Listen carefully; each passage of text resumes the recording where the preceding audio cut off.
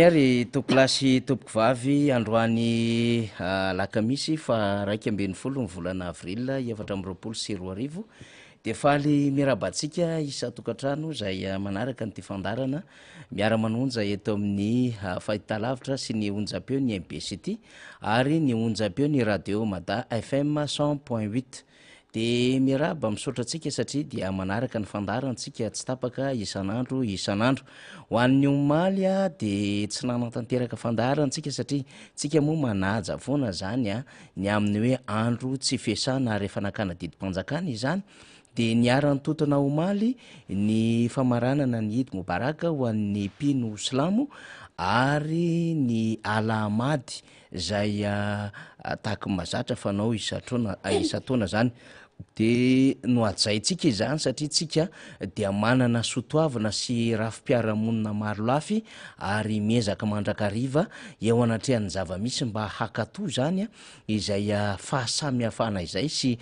fomba izay fomboia fa tsy finoana dia eo ihany koa moa zany ho an'ny finoana ihany koa zany ny musulman zany de anakana an'izay didimpanjakana izay dia manaraka an'izay ihany koa zany tsika fa le teneniko teo io ny amin'ny hoe alamady sy ny sisa moa iny moa zany dia ny heverindreo avy amina fikambanana iray zany fa fataon'izy ireo dia noatsaitsika avokoa zany rehetrarehetra zany ary anisan'ny natrehana satria moa dia nahazo fanasana tam'izany ihany koa zany tsika omaly dia nanatanteraka izany adidy izany etona zany dia arabaitsika satria mbola misy manao fety am'izao fotoana zao na ho an'ny mpino silamo zay manao fanasana am'ireo mpiaramonina malagasy marobe sy ireo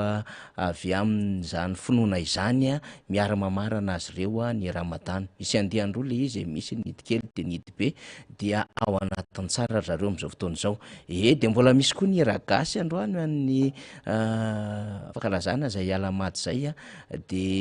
arabaina ihany koa zany ao anatin'izay fandalana zay sotoavana sy fomba araky ny hironana sy apetraky ny fikambanana samihafa sy ireo fototra ny orenana tsirairay avy izany akoatr'izay dia iresaka ny lafim-bavao maro isika ny fivoaran'ny vaovao amin'ny raharaham-pifidianana solombavam-baoaka ny vainan'ny firenena zay tsara ny resantsika izany ny vaovao eny amin'ny antenimera pirenena ihany koa satria misy vaovao lehibe eny amin'ny antenimera pirenena eny de ho avy araka amintsika rehefa avy eo ny solombavam-baoaka ny Madagasikara Mambrabendrina voafidy teny amin'ny distrikina Ambohidratrimo isika ao Ambohidratrimo zany de angila-tsofina anaraka an'izay fandaran'izay ary fatatsika moa rehefa alakamisy nahazatra atsika nandritra zay 3 taona izay fa ny solombavam-baoaka ny Madagasikara Bendrina Mamy no misehatra amin'ny famakafakana fandalinana fizarana vaovao ary fanoloran-kevitra ny am'izay zavatra tokony ho fantatra eto amin'ny firenena de anasako atsika zany eto an-terina saina ampitan-dranomasina ary hisaorako manokana ireo ekipa teknika tarihan'ny falira Mananarivo sy Josoa ao ambadika ao de ireo mpanao gazety sy teknisianina mpianatra marobe izao tsy latsaky ny 4 na 5 no manodidina faly sy Josoa dia mifarimbona daholo zany ry mpanaraka sy mpieno malala ny ty fandarantsika ity de arabaina naizanaiza toerana misy atsika zany indrindra ianareo eny ampitan-dranomasina zay voavy nanantanteraka koa zay raha mataon'izay zany de mifandray tsy tapaka aminay ianareo any amin'ny tany mangatsika any efa mivadika hafana tsy hoatsy de efa adiny ray ny elanelanora ho atsika ny ampitan-dranomasina sy Madagasikara de efa manomboka zany am'izao fotoana izao ny amin'ireo fiatrehana indray zany ny fiovana araky ny vanim-potoana any ampitan-dranomasina any miala am'le mangatsika be tahaka mahazatra izahay indray aty Madagasikara ny ilitra mangatsika de ankahirezana ny malagasy rehetra naizanaiza toerana misy azy eny ary ny anomboako ny fandarana zay heveriko fa rariny loatra satria de efa nahazo toerana ny solombavam-baoaka Mamerabendrina taorina ny fotoana rehetra zay somary zany ny atotsika kely ho amin'ny fandaminana ara-teknika, fandaminana ara-kasa, fandaminana ara-politika ihany ko, satria nambarako mazava tamintsika ny aminy hoe tsy ampitsony hoy aho ny fotoana zay hoe eto foana no miteny am'ty fandarantsika ity, na hoe eto tsika no hanao fanadiadiana, eto tsika no hanao fandalinana, eto tsika no hanaitra mitondra fanjakana na hanatsikafina ny zavatra tsy mety ataon'ilay fanjakana, fa tsy maintsy miditra mandray andraikitra isika mba ho an'nytanindrazana izany fandraisana andraikitra izany. De araky ny efa hitatsika fatatsika dia anisany mpiazakazaka ao anatin'izay fifidianana solombavamboaka ao amin'ny distrika Nambohidratrimo zany ny tenanay zay miresaka amintsika ampanetretena lehibe no iresana izany. Ny mitarika ny lisitra ao amin'ny distrika Nambohidratrimo dia ny solombavamboaka Mamy Rabendrina, araky ny afataratsika azy manana ny traikefa satria ho anay zay tanora, ho an'ireo rehetra zay everina ihany ko fisehatra am'izany tontolo politika izany, Mamy Rabendrina nanomboka 3 sy 4 arivo no nanana andraikitra lehibe ho an'ny fitantanana ny teny anivon'ny commune teny, satria be ny tanàna tanora de tanora tokoa tam'izany fotoana andro zany, satria nanodidina ny 30 taona teo eo ary 10 taona be zao angarangidina no nitantana ny commune nanosy ala, avy eo dia tsapa sy tsikaritra ny filoha Marc Ravalomanina sy ny biro politika ny Antokotima, fa tsara raha toka homena andraikitra eo amin'ny sehatry ny distrika mihitsy fa tsy ampy ilay commune nanosy ala, dia nomena izay andraikitra izay hirotsaka tamin'ny alalan'ny Antokotiko Madagasikara tany amin'ny taona 2024 sy 2025 tany hoany, ary dia voafidy somatsara mbola naverina indray ho an'ny vahoaka Nambohidratrimo taty amin'ny taona 2024 sy 2025, fa mbola hiatrika satria tsy vita ny tolona ary mbola nahazo iaho ny fahatokisana ho an'ny vovonana firaisakina, satria zay indray zany am'izao fotoana zao no hitondrana ity raharaha ity, satria tsy raharahana toko iray intsony ity fa raharahana toko maro, raharahany vahoaka malagasy, raharahany ty tanindrazana ary raharahanyireo malagasy zay mahatsiaro toeny isan'andro san'andro fa tena mbola manana didy amanandraikitra am'ty firenena ity. De Mamy Rabendrina no mitarika vovonana firaisakina zay ahitana am'ireo prailisitra am'izany, de taoriana ny fikarakarany amin'ny antota taratasy, taoriana ny fametrahany amin'ny antota taratasy ny alahady lasa teo, ny ampitsoniny ihany ny alatsinainy dia navoaka ny teo anivo ny organe na verification sy fanaovana enregistrement ny candidature na ny OVEC zay mihitsy manko le izy, organe na verification d'enregistrement de candidature teny Ambohidratrimo, reo lisitra ofisialy, ary anisan'izany ny vovonana firaisakina zay nametraka voalohany ny antota taratasy, eny faharoa ngambany izay ny antota taratasy tao am'izany OVEC zany, midika fa avonona lehibe zany. De ho avy eo iresaka am'izay député Mamy Rabendrina fa taorianan'izay zany dia efa ofisialy mahakandida, de eto am'ty toeran'ity zany hiatrika amintsika zany izahay ho an'ny fandarana, fa misy vaovao mahafinaritra rehefa aveo fa aloalohantsika hiarahaba député Mamy Rabendrina.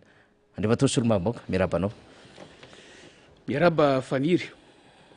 miarabantsika rehetra ihany koa manaraka ny fandarana rehetra, miaraba mpiaramiasa rehetra, ary maneho hafaliana am'izao fotoana ionana ifampiresahana eto zao indray androany.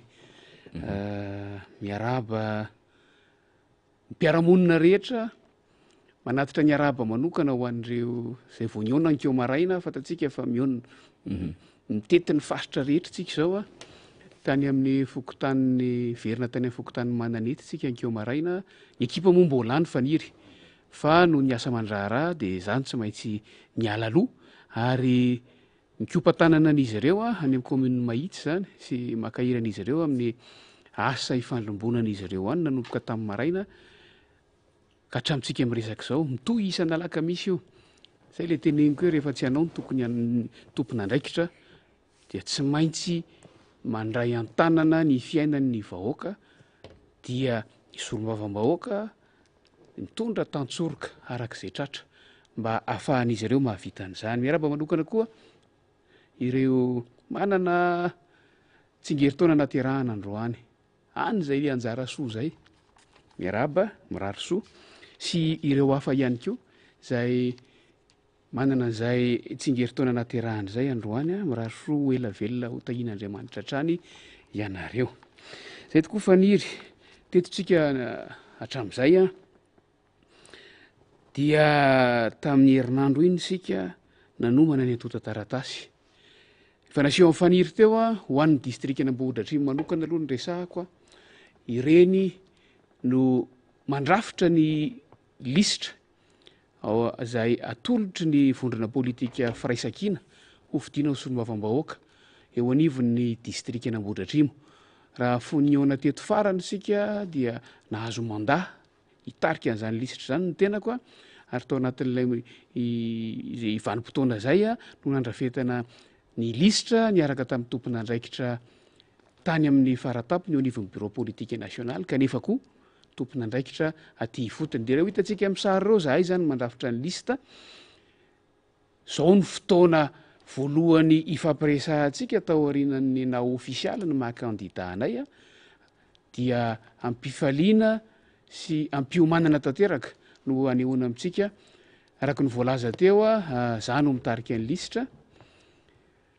ny fomba fiasa eo anivon'ny distrikna Ambohidratrimo hatramin'izay fotoana zay a nanomboka 13 sy 20 dia tamin'ity taona ity dia natao hita taratra ao anatin'izay lisitra izay ny fizara-paritra eo anivon'ny distrikna Ambohidratrimo raha tany amin'ny taona 13 mbola olona 5 no tao anatin'ny lisitra zay voalazany lalàna tamin'izany didi-panjakana dia anzaraina faritra 5 zany ny distrikna Ambohidratrimo nanomboka ny taona 20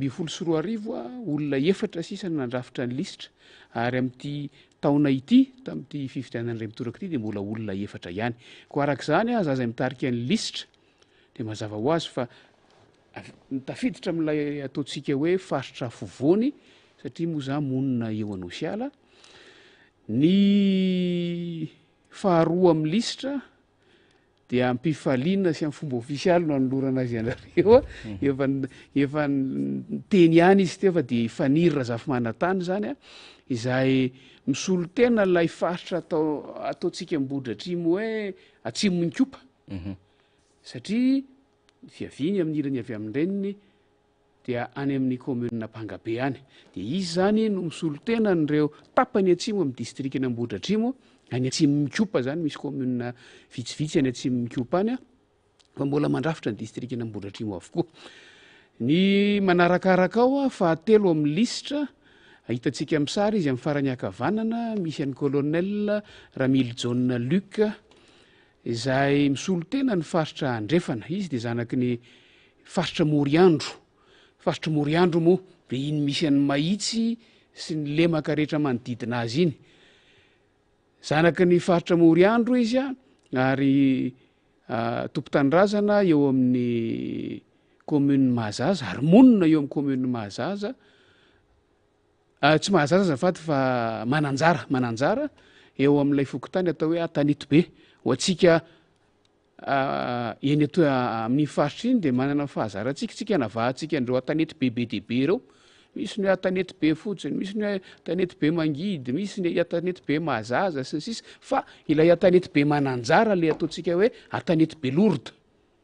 de colonel Luc zany a eo Tanety be Lourdes no mipetraka avy amin'ny commune Mananjara misolo tena ny tapany andrefana amin'ny faritra ny distrikna Ambohidratrimo ary fahaefatra amin'ny lisitra de Ramatoa Fara Ranjato Arvelo amin'ny sisiny akavia izy amin'ny sary jerentsika amin'izao fotoana zao Ramatoa Fara Ranjato Arvelo a dia mpikambana mavitrika amin'ny sampana vehivavy tiako Madagasikara monina ao Anjomakely a dia amitsika miresaka zao mbola ao anatin'ny commune Ambatolampitsomafotsy ary tafiditra amin'ny ilay tapany avaratra ny distrikna Ambohidratrimo lay atsotsika hoe zone 4 zay no nabotrabotra n'iny tapany avaratra iny hoy aho teo hoe mbola ao anatin'ny commune Ambatolampitsomafotsy satria efa taona vitsivitsy zay noho nefa misy fikasana ataontsika hoe tetikasa izay ananganana commune anankiray vaovao miainga avy amin'ny faritra Anjomakely sy ny manodidina io taona vitsivitsy zay no efa nipoitra zay tetikasa zay tsy nahatratra n'ilay andiana fananganana commune teo aloha fa naizanana tsy zany ara mbola mitoy ny fiomanana rehefa tonga amin'ny fotoana mapety azy mba tonga de hovonona iny faritra iny am'izay fotoana izay misolo tena ny tapany avaratra zany raha matoa fararanjato arivelo ary reo amin'ny sary reo izay efatra mianada zay mandrafitra n'izany lista izany a ary ho avy ny fotoana izay eona atsika eny atoerana rehetra eny fa fatatsika fa ny asa andavanandronay moa dia mitsidika sy mitety an'ireny tanàna sy vohitra ary fokotany any amin'ny commune tsirairay avy reny a maika fa tsy andavanandro fa mivanimpotoana sala am'izao de eona matetika isika ary ampafantatra anareo misimisy kokoa an'ireo prailista amiko ireo a anatratrarantsika ny tanjona ny amin'ny heveratsika nitondrana ho amin'ny metimety kokoa ho amin'ny tsaratsara kokoa ity firenena malagasy ity zay ngamba raha fiheziko amin'ny teny fo ihany faniry ny fanolorana ny lisitra antsika zay ho fidiana ho solombavam-bahoaka amin'ny distrikina Ambohidratrimo amin'ity fotoana ity ya Ambohidratrimo zay commune efatra amby roapolo moa isika no mandrafitra izany ary fokotany enina amby roapolo sy telonjato ary raha koa tiana reo zanabohatra ao anatin'ny fokotany tsirairay avy ka atotaly de any amin'ny arivo any hoanina latsaka kely reo zanabohatra zany am'izay any commune enina amby roapolo sy telonjato zany dikan'izany dia goavana sy midadasika tokoa zany izany Ambohidratrimo izany ampanetreteny ho iaho no ahafahantsika miroso am'izany adidy amanandraikitra zany satria tsika mahatsapa fa tokony andeha lavitra kokoa am'izay isika eo anatrehan'izay ady ho atao ho an'ny tandrazana sy ny mpiray tandrazana izany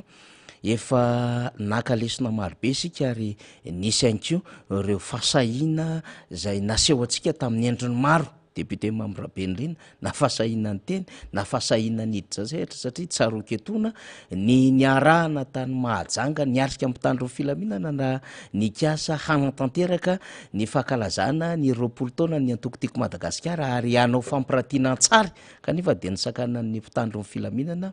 ianao de anisan'ny tarika ny ekipa tamin'izany ary nanao ny bouclier zany niaraka mihitsy nanao ny fandaminana rehetrarehetra fa ny sakanana moa de niseho hatrany tany am'izay nale hatrany Antsirabe teny Atalata maty tany Tomasina tany ndeha ataontsika hoe ny verimberenina matetitetika ihany koa ohatran'izay niseho tany Analavory nitetsy amin'ny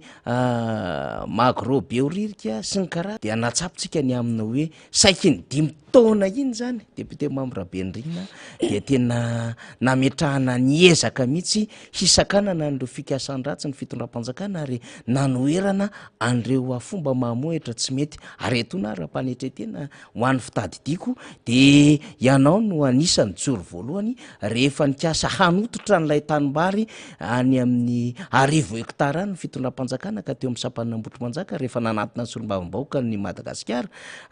ny vahoaka dia nisy ny fiarahana tany vahoaka n'Ambohitrimanjaka voalohany teo amin'ny sapana ny ara-malagasy ary taorinan'iny de nisy ny fikasana hisambotra anao ary nikaroana anao zany rehetrarehetra zany atsapana ny amin'ny hoe nijoro ary tena nijoro ny solombavam-bahoaka ary tsy mora niatrika zavatra maro zany eny na de nambara teo amin'ny hoe nisy izay fangatahana ny mba hananana ny tsomankely zany commune sy ny sisa zany zava-dehibe izany satria mitombo ny samponina mitombo ny fotodrafitrasa ary mitombo ihany koa ny filana mifanalavitra ny tanàna de rehefa misy ny fepetra ahafahana mangataka commune zava-dehibe zany ny edivana ho an'ny atody sy ny akoho kely tsy mora izany kanefa dia nijoroany ny solombavam-bahoaka atsika ary reo ady tantsy ny arovana ny vahoaka marobe tamin'ireo zay heverina zany fa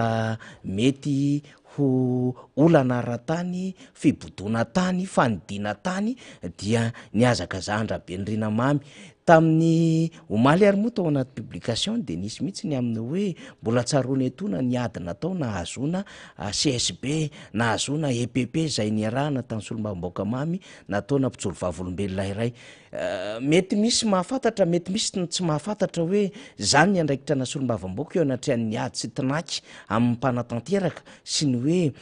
fandrosoana ny etaetan'ny vahoaka eny akanja de nijoroany zany rehetrarehetra izany de mahafaly hatrany zany ny aminy hoe miara-miombona lisitra amin'ny député Mambrabendrina tandrazana raha teo maro vatana satria zany natao hoe Ambohidratrimo maro vatana hoy napoina dadabe napoina rehefa nahita ny vatan-dehilahy tena ao tsara mihitsy nandritra ny vanim-potoana zay tao anatin' zany hoe fitantanana ny firenena fahampanjaka izany de nahatonga ny anarana Ambohidratrimo ho maro vatana zany de ampanetretena hoy aho satria adidy amanandraikitra lehibe hisolo vava ny vahoaka ao anatin'ny ady hevitra zay tsy mora am'izao fotoana zao ary tsy mitovy amin'ny fifidianana solombavam-bahoaka nisy hatram'izay fambarantsika matetika zany député Mambrabendrina kanefa tsy maintsy resantsika amin'ny mpiainantsika ny aminy hoe tsy mitovy izy ity tam'izay fanatrehana hatram'izay solombavam-bahoaka indroa miataona ianao namarako ny voalohany zany 2014 2019 dia tao anatin'ny ady maro samihafa sy fametrahana andreo heverina zany fahitaetam-bahoaka sy reo heverina fa manakaiky vahoaka sy reo tinaka amin'ny vahoaka teny fotony zany fa ny taty amin'ny 2019 nde ataontsika hoe tena anisan'ny joroana satria be loatra le fikasany le fanjakana sy lay hoe tanana tonga teny anivo mivoaka eny indrindrandrindra amin'ny rahatany am'lay fiainana andavanandro ny olona zay mety hoe akoho sy atody tatao voaketra mety ho kely amintsika zany kanefa goavambe mba fatatsika ve fa ny distrika an'Ambohidratrimo no mamatsy atody antapitrisany voaka isan'andro san'andro ho amin'ny Madagasikara iray manontolo naiza zany de zany nefa tsy maintsy arovana zany satria misy fiarekaren'olona zay goavana de goavana ao anatin'izany district zany akoatrany hoe tsy maintsy narovana ny tanindrazana satria dia manao rapadango manao tantely efadrakotra ary manao kely tsy mba mamindro ny mpitondra zay nitatana tam'izany mandat 2019 2024 raha resantsika zany de mazamazana ny ady mino aho fa mbola tsy mitsoakady ary mbola ao anatin'izany de solombavam-bahoaka Mambrabendrina ary zay mahafakely amin'ity fifidianan'ity député Mambrabendrina mihoatran'izay fa fifidianana solombavam-bahoaka natao hatram'izay ary misy fitohizany koa tamin'ny fijoroana no tarihan'ny filoha Marc Ravalomanana sy ireo tao anatin'ny hetsika fotsy tamin'izany fotoanandro io zany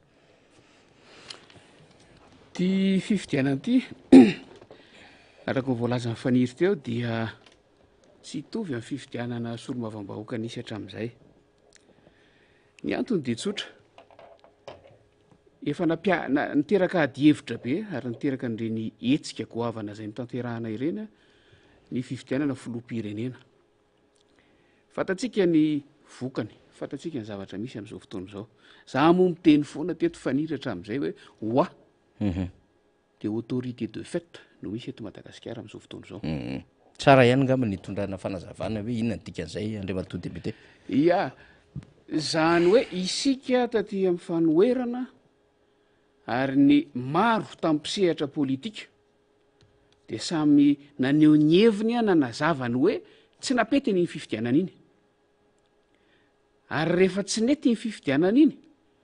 de notereniny mpanomany fitondram-panjakana nisy teo sy mimpanomana azy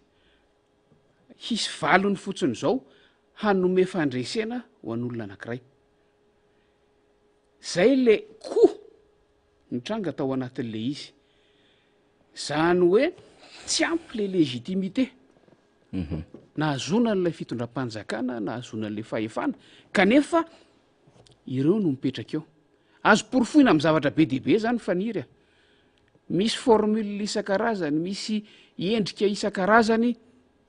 misy lalana isan-karazany ahafahana manao porofo an'izany légitimité fisinana tsy fisina légitimité ana mpitondra fanjakana izany de rehefa tsy misy le izy kanefa mbola miny manao tervaimanta mipetraka eo amin'le fitondrana ary mitondra le firenena ireo zay mihevitra ny tena ny famanana an'le fahefana de zay le ataoko hoe autorité de fait zany hoe fahefana mitady nyvoambolana malagasy io fahefana kisendrasendra terena fa io koa nefa ny misy de tsy maintsy iainana aloha zany hoe rafitra tsy maintsy iainana rehefa tsy misy safidy hafa lohatra eto de zay le atongavako am'le hoe tongo ty le safidy hafa fa amin'ny alalan'ity fifidianana solombavam-bahoaka ty no amerenatsika am'loniny ny zavatra ny fomba fitantanana eto Madagasikara mety ametraka fanontaniana sasany hoe inona no idiran'ny fitondrana fifidianana solombavam-bahoaka amin'ny fitantanana ny firenena any an-tampony zany hoe eo amin'ny fiadidinan'ny repoblika efa ndresahana teto foana zany, efa resahana foana zany isaky misy ilika kely ahafahana manazava azy. Fa tsotra fotsiny ny atsika hoe ity fifidianana solombavam-bahoaka ity zay hitohy amin'ny fifidianana communal rehefa avy eo, raha ny tena izy mantsy tokony fifidianana communal ny nandeha aloha talohany solombavam-bahoaka. Fatatsika tsara fa efa lany mandahatra amin'ny farany taona ireo olom-boafidy any fotony, zany hoe ny be ny tanàna sy ny mpanolotsaina ny tanàna rehetra. Fa tsy ny raharahina na nanaovana fanahinina tsy ny resahana mihitsy izany fahalaniny mandahan'ireo mpitondra ny foton'ireo zany, fa notakonana tao anatin'ny fifidianana filoham-pirenena, notakonana tamin'ny resaka isan-karazany. De raha ohatra tsika tena nanaraka tsara ny raharaham-pirenena de mahita hoe nisy herinandro vitsivitsy ireo be ny tanàna sy olom-boafidy aperinasa ireo tsy nanana fahefana ntsony satria tsy nisy na de akta iray aza no raisin'ilay fitondram-panjakana nanendry azy ireo, na de hoe ikirakira sy hitantana ny ataoko anaty farangososiny hoe teteza mita de ny fotony aza. De zay le natonga ny teny teo hoe io fifidianana be ny tanàna sy filan-kevitra ny tanàna iny tokony nandeha aloha ny fifidianana solombavam-bahoaka. Fa tsy zay moa le zavatra antranga, kanefa raha izay le izy de midiky zay fa tena tokony ho afaka nanorona firenena miainga avy aty fotony mihitsy tsika. Fa tsy maninona, andeha ny fifidianana solombavam-bahoaka, eo no hanomboatsika an'izay dingana tena fananganana ny firenena zay. Zany hoe tsy hifidy solombavam-bahoaka araka ny eritrereta amin'ny mpitondra amin'izao fotoana izao azy tsika. Tadiditsika tsara ny ady hevitra nandeha vao herinandro mahery kely lasy zay a, ny fanehoan-kevitra ireo avy amin'ny ankolafa mpitondra ny firenena, mpanohana ny mpitondra amin'izao fotoana izao, le nilaza hoe tsy ilaina ny solombavam-bahoaka manelingelina amin'ny filoham-pirenena fa solombavam-bahoaka azo ny filoham-pirenena iankinana no ilaina. Zay mandiso tanteraka ny andraikitra ny solombavam-bahoaka sy ny anteny miera-pirenena zany fanambarana zany. Ilay fanambarana navoaka ny mpanohana, ny vondrona toko-panohana ny fitondrana nisy an'izay faniry, raha tadidin'ny faniry, raha tadiditsika rehetra. Zany hoe mila ahitsitsika zany fomba fijery zany, fa ny solombavam-bahoaka tompoko de isolo-vavan'ny vahoaka. Ary anatanteraka reo andraikitra anankitelo lehibe farafahakeliny izay napetraka taminy dia ny fanaraha-maso, ny asan'ny inona ty izy, ny fahefana-panatanteraka, fa tsy natao hoandriakinan'ny fahefana-panatanteraka zany a, dia ny fanaovana tombanezaka ny andraikitry ny asan'ny gouvernemanta sy ny fanaovana lalàna mazava ho azy, mandeha ho azy zany, fankatoavana lalàna isan-karazany. Fa miainga avy amin'ireo a ny sampana sy ny rantsana isan-karazany eo amin'ny fanatanterahana izay andraikitra izay. De hoy aho hoe ity fifidianana solombavam-bahoaka ity nanaovantsika ezaka goavana indray mandeha, amerenantsika miloniny aloha ny fitantanana, ilay tena fitantanana tena izy manara-drafitra demokratika izay fototra tokony iorenan'ny firenena. Demokratika satria ao ny tena ahitantsika ny hoe maro anisa sy ny vitsy anisa, ary ny tanjotsika rehefa anao an'ity fifidianana ity tsika dia ny azony maro anisa. Ary tena hampiatra an'izay fananana maro anisa zay ho tena tombotsoa ny firenena, fa tsy ho tombotsoa ny mpitondra fanjakana, tsy ho tombotsoa ny fahefana-panatanteraka, tsy ho tombotsoa ny filohan'ny repoblika na ny gouvernemanta, fa ho tombotsoan'ny firenena no ananganana an'lay no ananana an'lay majorité na ilay hoe maro anisa eny anivon'ny raha anteny miera-pirenena. Fa midika koa zany fa ny vitsy anisa koa de manana ny anjara toerany raha vitsy anisa no ilazana azy. Fa ndraindray a ny zavatra misy amin'izao fotoana izao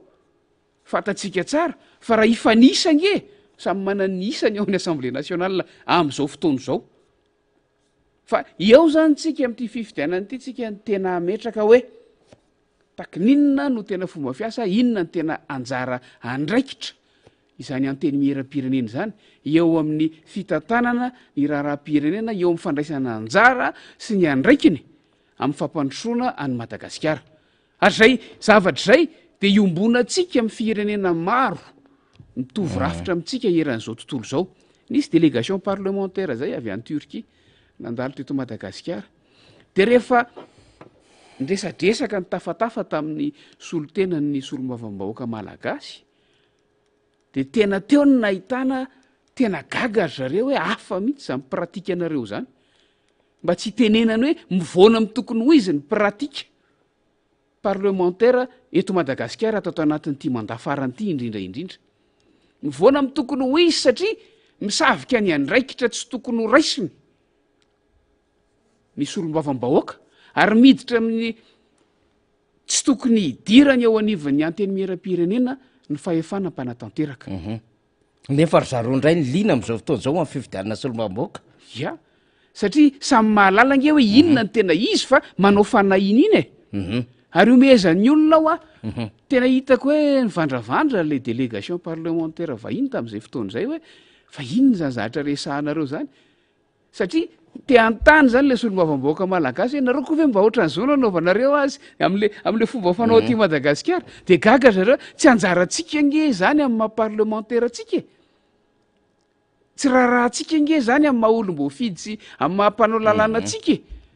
fa andraikitra ny gouvernement no nresahana tamin'izay fotoana zay ary nireharehan'le parlementaire malagasy fa andraisany anjara mavitrika eo amin'ny raharaha-pirenena mezan'ny olona tsika fanery. Fa ty fifidianana ity zany a de ametrahantsika tsara mihitsy voalohany aty amin'ny safidina candidat de fa hoe olona afaka amerina an'izay asiny ny anteny mieram-pirenena zay ary afaka anatanteraka ny andraikitry ny anteny miera andraikitry ny solombavambahoaka araka ny tokony ho izy no nalefa ho candidat avy amin'ny firaisakina zay antenaitsika ary inotsika ary anaovantsika ezaka manokana fa azo maro anisa eo anivon'ny anteny mieram-pirenena. Zay ny zavatra misy. Dia ity fifidianana ity zany a no ahafahantsika miainga rehefa tratra zay tanjony zay satria ireo maro anisa ireo no hampiasa ny fahefana omeny lalam-panorenana sy ny lalàna azy eo anivon'io anteny mieram-pirenena io rehefa avy eo amerina ny firenena manontolo sy ny rafitra mitantana amin'ny Madagasikara manontolo ho araky ny tokony ho izy fa tsy ho araky izay itiavan'ireo azy. Zany ny mila apetraka. Raha iresaka ny hoe araky ny tokony ho izy tsika fatatsika tsara ny zavatra nisy teo amin'ny anteny mieram-pirenena farany tato anatin'ny roa herinandro farany zao. Raha nanesorana tsy araky ny lalàna ny filohan'ny anteny mieram-pirenena tsy adiko hevitra iny efa zay iny aloha fa ny eo amin'ny fisolon-toerana ny fitanana ny andraikitra satria biby tsy misy lohany tsy mandeha de ny eo am'izay hoe tokony ho tompona andraikitra voalohany eo anivon'ny anteny mieram-pirenena de efa saika nanaovan'ny sasany anterisetra sy amboletra indray tsy hifanaraka amin'ny voalazany fitsipika anatiny mifeny anteny mieram-pirenena efa nresahantsika teto fa tsy voafaritra tao anatin'izany fitsipika anatiny zany no hoe raha voaongana tena mpitaona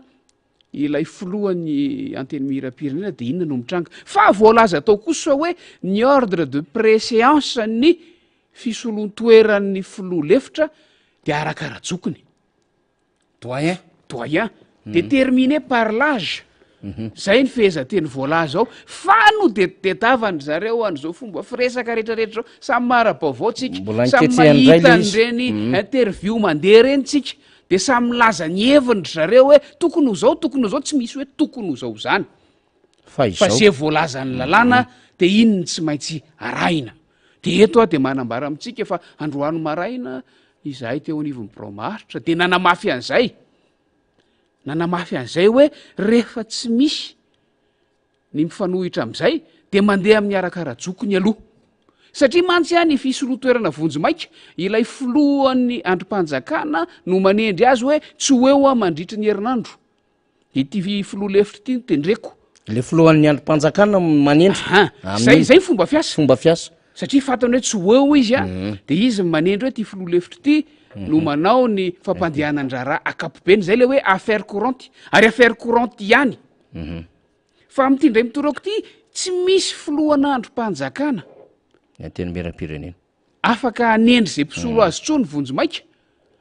fa tsy maintsy miaina am'izay voalaza ny réglement intérieur zay efa lasa lalàna sika de zay nyteneniko teo zay hoe androany no amafisinay teo nivony birao maharitra ny hoe ny fizokina no voalaza ny andininy fa 7 am' réglement intérieur na fitsipika anaty mifeny anteny miram-pirenena de zay zokony indrindra amin'izy filoha lefitra enina no mandray avy atrany tsy misy hoe miandry tendrena izy iny réglement intérieur iny de fa acte anankiray iny tsy misy hoe miandry tendrena izy tsy misy hoe miandry an'izy fa mandray ny andraiky ny avy atrany io a mandray ny fampandehanana ny raharaha andavanandro ny anteny miram-pirenena zany hoe tsy nilainy reny interview be deaibe nylazana ny zato sy zaroa tsy nilainy reny fampisehoana hoe miara-mivory amin'iza sy ny sisa sy ny sisy reny fa lasa vonivorony reny sady fisalovanana andraikitra tsy an'ny tena zay indrindra usurpation kely tsotsotra tsy ilainy reny fa misy réglement intérieur misy fitsipika anaty am'y fe io anteny mierio tompoko de zay no ampiarina de zay no miatra zao de zay a no mitantana ny anteny miram-pirenena tsy misy an'zany collégial zany akory ao voalazan'io fitsipika anatiny io zany foana mbola irairaina matsiny hatramin'ny androany raha hoe ny anina rehetra de collégial texte de texte misy fivorin'ny birao maharitra rehefa misy fanapahan-kevitra tokony ho raisina fa ny voalazany lalàna dia ny mandeha arakaraka ny fizokina ny fisolohan-toerana raha misy fahabangan-toeran'ny filohan'ny anteny miram-pirenena de ambarako amitsika indray mandeha amin'ny fomba ofisialy fa ny zokony indrindra am'ireo filoha lefitra enina no mandray ny fisolohan-toerana amin'ny andraikitry ny filohan'ny anteny miram-pirenena tsy hoe vo nanompoka androany fa efa tonga de zay no izy ary tsy izy zany amitsika miresaky zao fa ny solombavam-bahoaka filoha lefitry ny anteny miram-pirenena solombavam-bahoaka voafidy tany distrika am' Betioky Atsimo filoha lefitry ny anteny miram-pirenena avy amin'ny faritany Toliara Andriamatoa Rabenirina Jean-Jacques zoko be Rabenirina Jean-Jacques zay mirahalahy moa mitovy anarana zoko zandry zay ao anivon'ny anteny miram-pirenena ao fa tsara manazava an'izay zavatra zay mba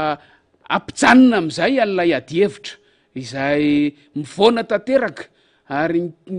nkendry zavatra tsy fantatra hoe amorona ny tsy misy ao indray ampy zay raha ny anteny miram-pirenena ny tsy manaja lalàny zany tsy mety ary zahay de sarotiny amin'ny asina sy ny andraikitry ny anteny miram-pirenena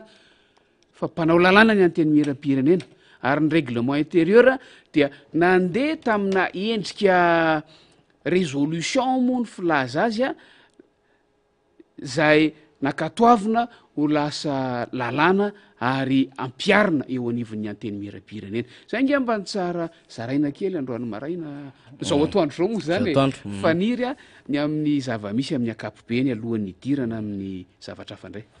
ny trangan-javatra oatra zany manko a de tiatsika ihany mampafantatra ho anao zay manaraka am'fandanina zany satria manahirana eo amin'ny fampandehana andraraha na eo anivon'ny anteny miram-pirenena fotsiny ihany azy ny tsy fananana zany androm-panjakany zany filoha zay hanodina hitatana ary haka ny andraikitra amin'ny fanandrify am'zany asan'ny filohan'ny anteny miram-pirenena zany eo amin'ny lafiny hoy fitantanandraraha sy fampandehana andraraha ho amin'ny ao am'zany androm-panjakana mpanao lalàna eto Madagasikara izany ary eo anatrehan'ny lalàna ihany keo aty amin'ny volana aprily zao marina fa hiatrika fifidiana antsika fa ny lalàna ihany keo de milaza ny tsy maintsy anatanterahana rehefa tonga ny fotoana an'zany fotoam-pivoriana zany mila dinihana daholo zany rehetrarehetra izany ka mba tsy isian'izay hoe fahabanga-toeran'ny filohan'ny androm-panjakana mba tsy isian'zany aminy hoe mety ho fisara mifandraisana fanapahan-kevitra sy fampandehana andraraha ary indrindrandrindra ny aminy hoe ho fampanajana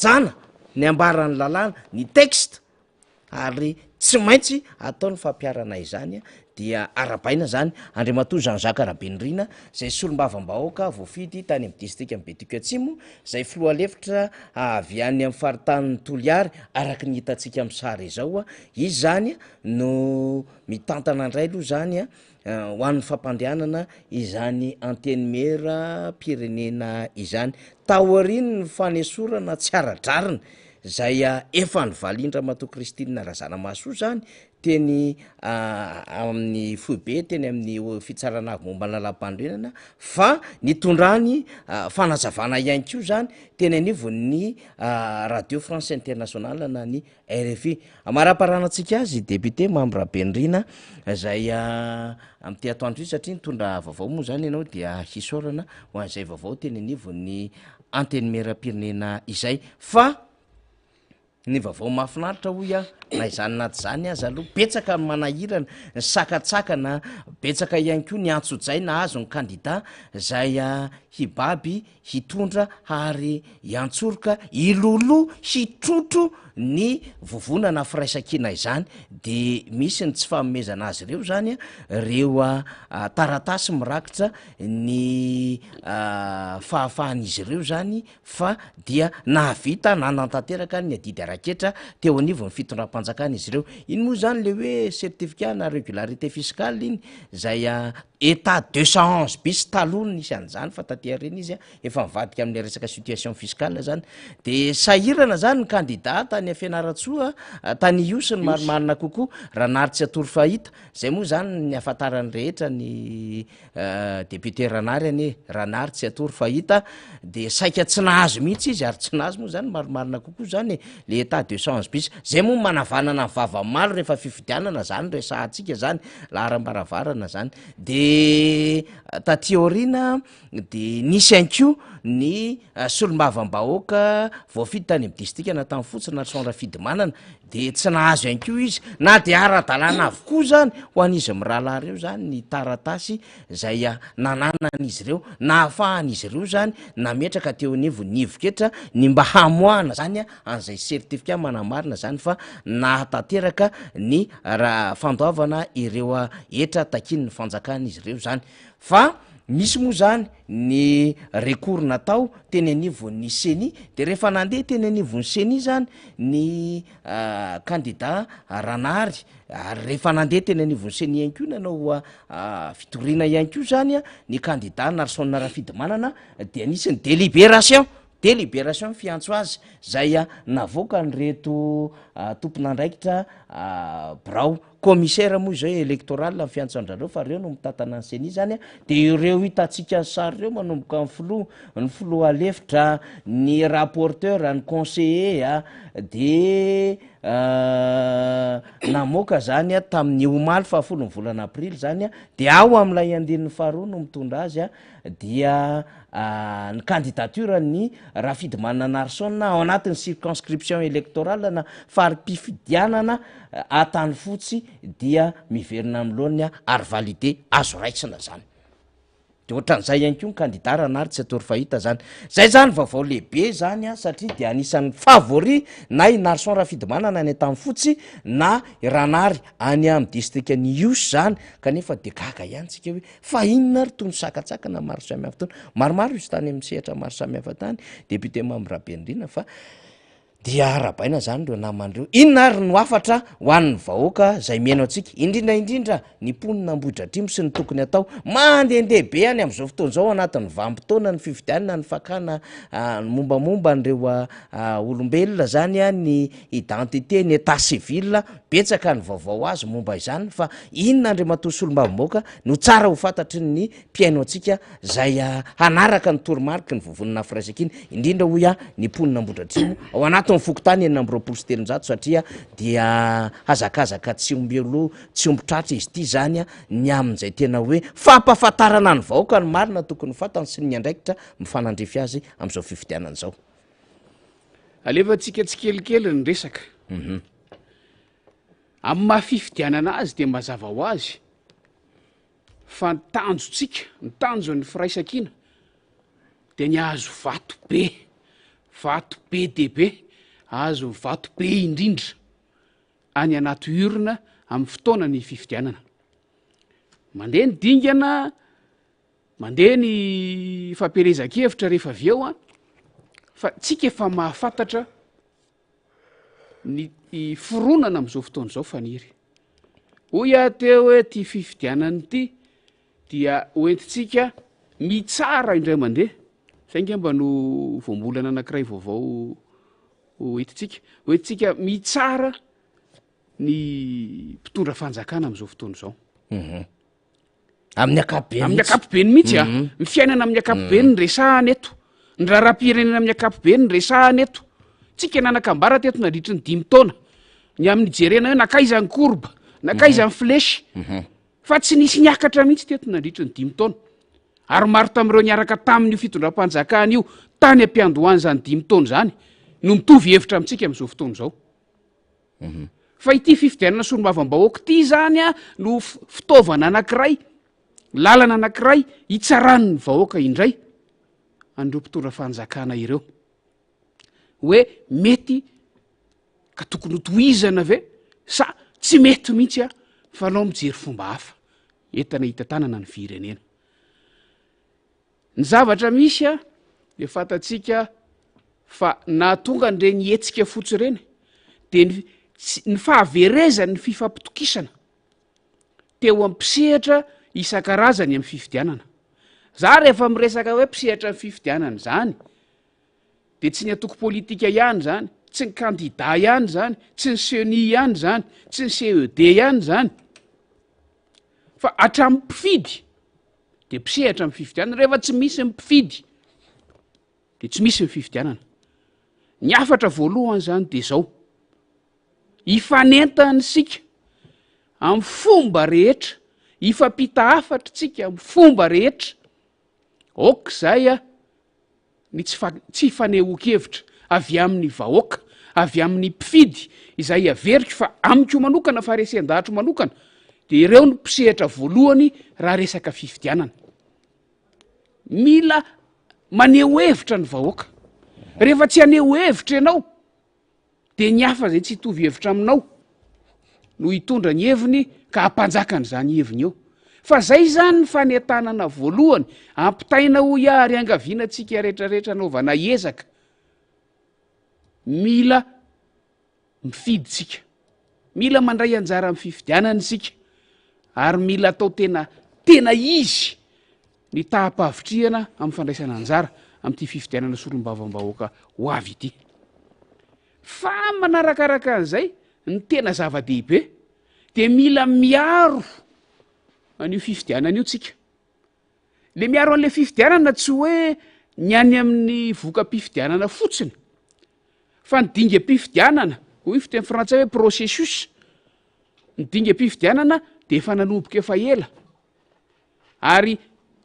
izay ao anatin'izay dingam-pifidianana zay no atao hoe fifidianana zay no mila arovantsika mila arovantsika le processus mila arovantsika ny dingana rehetra mila arovantsika ny fanatanterahana an'io fifidianana io mila arovantsika ny fanehoan-kevitrsika rehetra mandritra fampelezan-kevitra mila arovantsika ny birao-pifidianana rehetra so sanatria misy misotasota indrindra mandritry ny androm-pifidianana mila arovantsika ny voka-pifidianana rehetra zay mivoaka eo fa tsy sanatria hoe voka-pifidianana mipoitra any amin'ny tableau any amin'ny bureau de vote tsika modratriny moa hoe fo-dimanjato latsaka kely ny birao-pifidianana de rehefa tonga any amin'ny fanangonana zany voka-pifidianana zany de miova de rehefa tonga any amin'ny famoahana voka-pifidianana feno de vao mainka hafa tanteraka mihitsy fa efa mijery ny paikady sika mijery ny fomba hataotsika ahafahatsika miaro an'io fifidianana io tsy ho anambodratra imorery zany fa ho amin'ny Madagasikara rehetra ary averiko fa acteur mpisehatra amin'ny fifidianana daholo isika ao ny antoko politika ao ny kandida na avy amin'ny antoko politika izy na tsy miankina ao ny fiarahamonim-pirenena eo ny CENI-ny ratsamangaikany ary tsy afa-miala ny gouvernemanta satria zay mbola voalazany lalàna zay tsy mbola mampaleo tena n'lay CENI fa averiko fa indrindraindrindra eo isika malagasy ampitaona mananjoy ifidy rehetra raha tsy misy ho ampifidy tsy misy ny fifidianana na isy kandida azy eo tsy misy ny fifidianana ary rehefa nitahapavitry ampifidy no ambany de fatatsika mivokany ny ainatsika zany tamin'ny fifidianana filoham-pirenena farany teo fatatsika ny dikan'izany resaka legitimité tany am-piandohany ty fandaharany ity teo fa zava-dehibe loatra eo amin'ny fomba fijery demokratika zany legitimité zany ary zany a de miainga avy amin'ny hoe fa vahoaka toy ninona tokoa moa no nanatanteraka ny fifidianana iny ka nipetrahan'ireo milaza azy fa mitondra firenena lanim-bahoaka ireo eo amin'ny toerany hitantanana ny firenena zay zany ny fanentanana faobe am'izao fotoana zao aloha ny ahafahantsika ary ny ahatonga atsika andray anjara daholo am'ity fifidianana indray mitoraka ity alefa tsika tsy kelikely le izy faniry amina vanim-potoana sahala am'izao aloha zay no atao ao-tsain'ny olona mila mandeha mifidy mba hahafahana mifidy a na de efa dila aza le fotoana de mino afa tsy tara akory milaza hoe amariny foana aloha ny anaranao any anaty lisym-pifidianana raha sanatritsy any ahafahantsika mijery indray hoe inona no azo iadina dieny zao satria raha ny tokony ho izy efa midy ny lisym-pifidianana fa mba ahafahantsika mijery indray hoe inona no azo iadina mba tsy ho very ny zon'ny tsirairay avy rehefa tsy ao anaty listy ianao de tsy afaka mifidy fa rehefa ao anaty listy ianao de afaka mifidy ary tokony hifidy ka de miomana amin'izay fanatanterahana ny adidy maha-olom-pirenena sy ny adidy mahampisehatra voalohany amin'ny fifidianana izay fa averintsika fa tena zava-dehibe ho an'ny firenena ty fifidianana indray mandeha ty fa ity ho ano hitsarahantsika ny fitondram-panjakana io zay fa niry aloha no ampitaitsika androany mba tsy hibosesika be loatra le izy fa alefatsika tsy kelikely isan'andro ny fampitana ny vaovao voalaza mifaniry teo a miely be le resaka hoe misy andian'olona any a zay manao recensement zay nge mba mahalaza azy zay de manipy-teny na aviaiza na aviaiza loharano hipoiran'ireo mpanao recensement reo mba ialana ny fifampiaiaina fiarahamonina efa manahirany ty fifidianana efa tsy fampatokisany ty mba ialana ny fifampiaiaina ajanony zany fa tsy fotoanan'izany tsony zao rehefa tokony ianao recensement ianareo tsy hita rehefa tokony ianao refonte na liste ianareo tsy hita fa mitady ny lalana ialana tsy anatanterahana an'le izy foana fa tsy fotoana fanakorontanana saim-bahoaka zao fa zay de mandray an'izany ho fanakorontanana ny saim-bahoaka ny anivon'ny fiarahamonina fa andraso kely ho vity ty fifidianana ty ho anareo ministera zay milaza fa mandefa an'io tsy ahavita ninoninona amin'io tsony ianareo raha hoe zao ny eritreritra hoe anao ale recensement ho an'ny resaka digitalisation sy ny sisa sisa tsy ampitsony ny fotoana raha alohan'ny fifidianana fa mba avelao andeha ao anatin'ny fitonina aloha le fifidianana fa matoa ny olona mitaraina aminay matoa ny olona miantso anay avy atrany mahita an'le izy ary maro a tena maro a misy lavitra de lavitra mihitsy de misy zavatra mampiahiany olona ao ka mba hiverena an'le fitonina mandritra ny vanim-potoanam-pifidianana de manao antso zahay ho any zay mandefa nyreny a zay ministera voakasika ajanony io alao io aorian'ny fifidianana sy olom-bavambahoaka zay raha misy zahatra tena ilanareo azy naninona ny tsy natao nandritra ny 5 taona efa 9 taona zao naninona zany ny tsy natao raha ohatra iresaka nyty taony ty fotsiny tsika naninona zany tsy natao nanomboka tamin'ny volana janoary de mamarana zao fa maninona no amin'ny vanim-potoana hoe tena memroso le fifidianana ary meatombotra ny fampelezan-kevitra sy ny fifidianana no iezaka zahany zany zavatra zany aleo mihitsy a apetrakitsika ny fitonina marina fa efa tsy mifampatoko fa apetraka ny fitonina eny anivon'ny fiarahamonina fa matoa reo olona reo miantso anay matoa reo olona reo lasa reo ndray manao ankety am'le mpanao recensement nge satria ny olona nge masika ty amy toerana kely a avaratsena nahazona an'izay a ambotratrimo nahazona an'izay a antehiroka ampangabe ambotratrimo distrika fotsiny zany zay fa ny any amin'ny distrika hafa tena maro be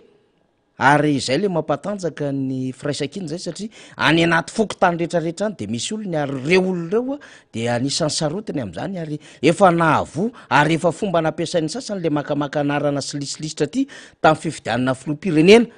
de tam'ireny moa narahana mihitsy hoe tazomy ireny nomero omenanareo reny a de hisy antsonareo a de hisy zavatra tokony raisinareo aorinan'zay de maily zany ny olona am'izao fotoana zao depute Mamirabenreny. Amafisiko fotsiny le teo faniry manao antso am'izay mandefany reny a ajanony io ajanony io ny ayatsy avanana ao arin'ny fifidianana afaka ray volana sy tapany nareo mamerina an'io afaka roa volana raha vary mangatsika tsy vitanareo tam'zany so iteninireo hoe 100 andro efa tsika ty am'ronjato andro sa 400 andro tsy hita faniry hoe inona raha aiza le tombanezaka atao aoriana l'émission 100 andro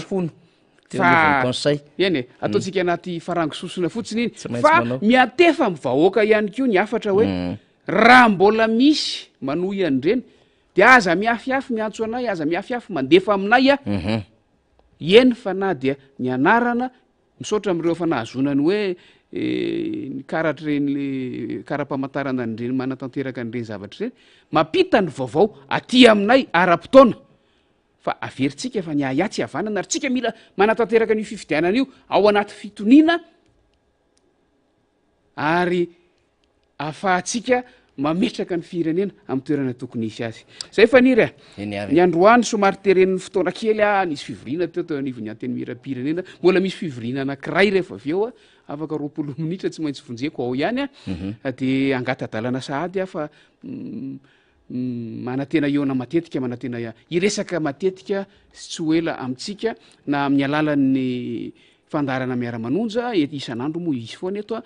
tsy maintsy isy mifandaminana satria zay isy faniry zany zao samy kandida fa tsy maintsy misy mifandaminana fa ny fandaratsika tsy mijanona akory fa mitohy hatrany ifampitatsika ny vaovao fa dia mametraka veloma mahafinaritra ho atsika rehetra tompoko ary samy hotahin'Andriamanitra ya de ometsika lalana ny solombavamboaka ny Madagasikara Mamirabenreny sady kandida zay atolotry mivovonina firaisakina eny amin'ny distrika Nambohitra Atrimo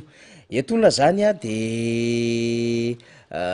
miresaka amitsika ihany ko ao anatin'ny distrika Nambohitra Atrimo fa efa nisokatra ny pejy ny député Mamirabenreny fa ny anaran'le pejy na page zany de hoe Mamirabenreny fotsiny zany ao isika no mahazo sy manaraka ny vaovao ofisialy zay am'ireo etsika rehetra fionana fitsidiana am'ireo afatra avy any amin'ny solombavamboaka ny Madagasikara Mamirabenreny sady kandida hoy vovonana firaisakina ao anatin'ny distrika Nambohitra Atrimo ezahako ho alefa le izy raha voaray mifaly izay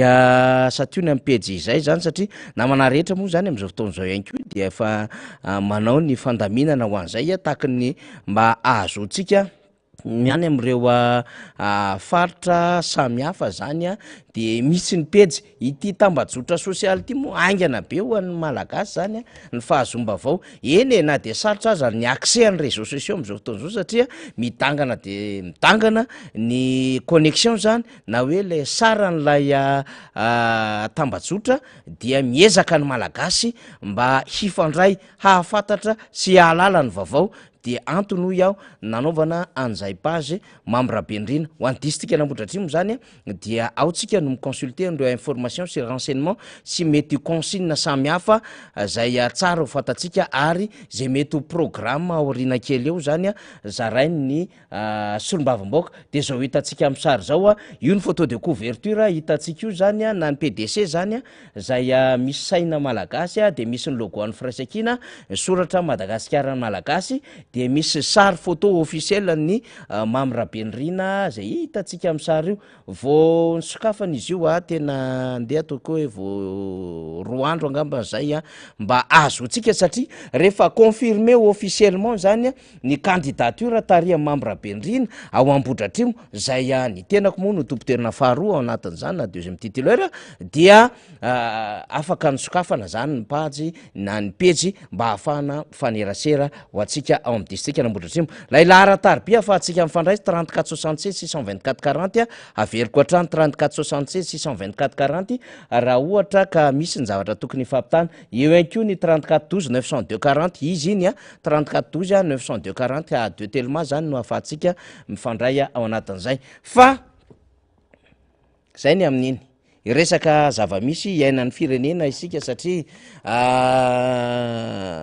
mandeha zany ty resaka hoe sakatsakana, mandeha ty resaka endrikendrika antsotsay samy hafa ity zay ametrantsika fantaninany amin'ny hoe fa inona loatra ara no mahabe resaka n'lay zavatra ataony lay mpikarakara ny fifidianana lay tompona andraikitra mpanjakana samy hafa any amin'ny sehatra rehetra misy azy any.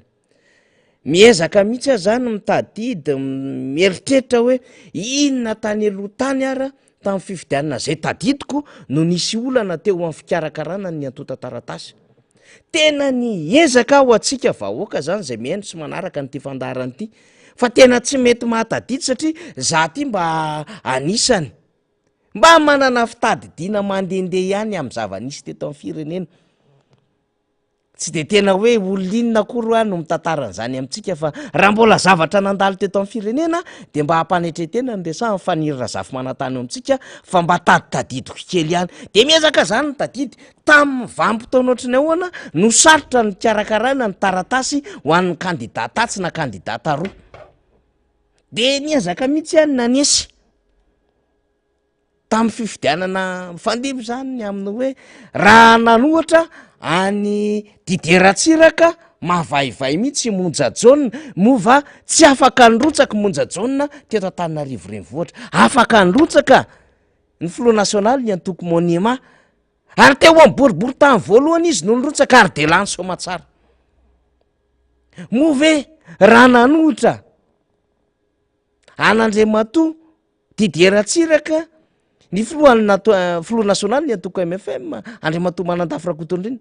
de nisy ve ny sakana teo amin'ny lafiny ny antota taratasy ka tsy nahafahany rotsaka tamin'ny taona 7 tsy marina zany afaka nrotsaka somatsara izy ary tsy natahotra tamin'izany Andriamatoa dideratsiraka nahazony Manandafy Rakotondrina manodidina ny 20 isanjato zay nitarika ny antoko MFM tamin'izany fotoanandro zany ny salanisa azony tamin'ny tambatrisany vato rehetra mandrenina Madagasikara. De tahaka izay averiko hatrany hatrany izy satria raha fifidianana ny resantsika de ohatran'izay zavatra resako azy zay ny zava-nisy teto hatramin'izay. Nanana fiomanana meloa ny mpirotsaka hofidiana zany hoe tsy zava-baovao zany, tsy misy surprise zany, tsy hoe andao parazara fotsiny na ataoko sendrasendra fotsiny na atao karazana hoe pilofasy ny amin'ny anatanterahana fifidianana teto Madagasikara fa voalaza ny lalàny zany, voalaza ny lalam-pandroenany zany.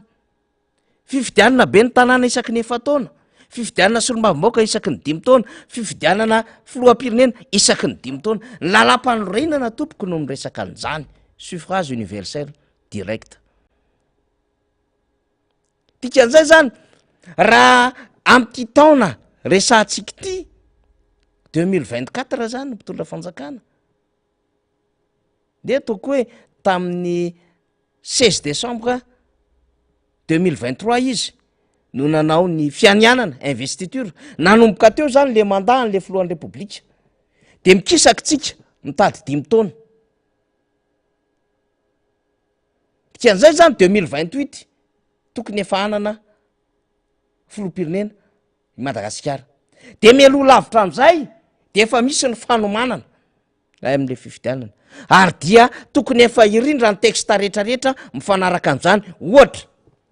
amin'ny anjara asan'ny seny dia efa mamolavola datim-pifidianana ahafahana manatanteraka amin'ny fifidianana rehefa manakaikikaiky zany fotoana zany mety ho herintaona 8 volana na em-bolana mialoha ny fifidianana. Efa tokony ho fantatra avokoa ny antota taratasy rehetra hilaina ary zay le niteneniko hoe mila mamoaka didim-panjakana satria par rapport na amin'ny alalany didim-panjakana zay avoaka ny gouvernement iny no misy an'ireo formulaire rehetra sy ireo pitsopitsona taratasy zay ho fenony ny candidat hiatrika fifidianana ary manodidina 5 na 9 any ho any izy ireo manomboka any mandat zany ho an'ny candidat hatrany ny ny mandatera. De iny le mahatonga le antota taratasy be zay tsy maintsy karakaraina sy fenony reo kandida. Fa niaritra fifidianana antsika io de nengo teo tamin'ny andron'Andriamanitra Matoa Deratsiraka sy Manandafy Rakotondrina tsy nisy mihitsy ny problema tamin'ny fikarakarana ny taratasy. Sauf ka hoe efa ngiadra le olona na misy raharaham-pitsarana zay nahavoeloko azy zavatra afo zany. Zany hoe eo anatrehan'ny fitsarana zany dia tsy madio lay kandida. Raha izay de zavatra mitrangy zany. Fa eo amin'ny lafiny hoe zay tsy neritreretintsika mihitsy hoe ara-dalàna avokoa ny antota taratasy rehetra indrindra ty resaka etra ty na voaloha an'ireo vola zay nitakiny ny lalàna amin'ny hetra zay tokony ho alohan'le kandida. Voavory daholo ny antota taratasy azony milaza fa tokony azony le certificat de régularité fiscale. Fa zao sakana ny sasany fahamoahana zany antota taratasy zany zay tsy fantatsika hoe anton-javatra inona ny mahatonga an'izany, baiko avaiza ny mahatonga an'izany. Fa tamin'ity fifidianana ity tompoko ny nisy an'izany. Tamin'ny fifidianana filoham-pirenena teo no misy an'le hoe olona zay tsy tokony azo tsony certificat de nationalité malagasy mbola nahazo an'izany. Zay tsy fantatsika hoe iza ny namoaka azy.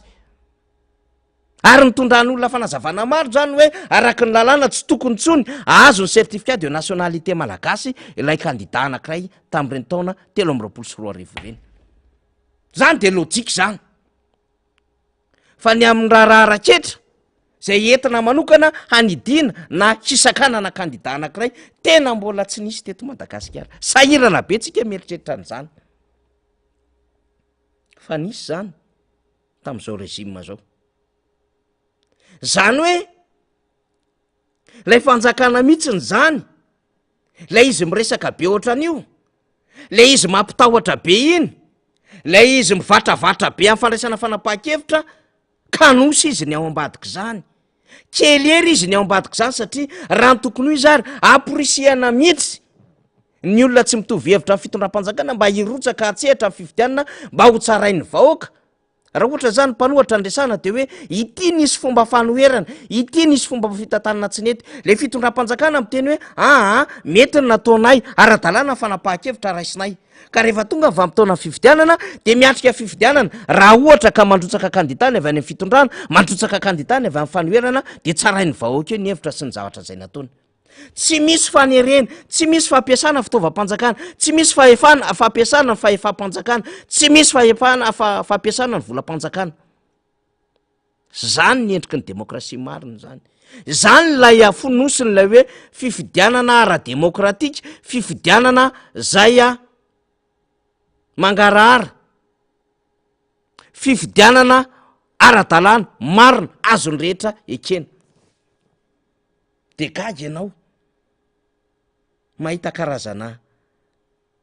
lafin-javatra marobe ny amina hoe voasakana ho ny tary. Ny sasan'izany misy an'le hoe tsy feno ny caution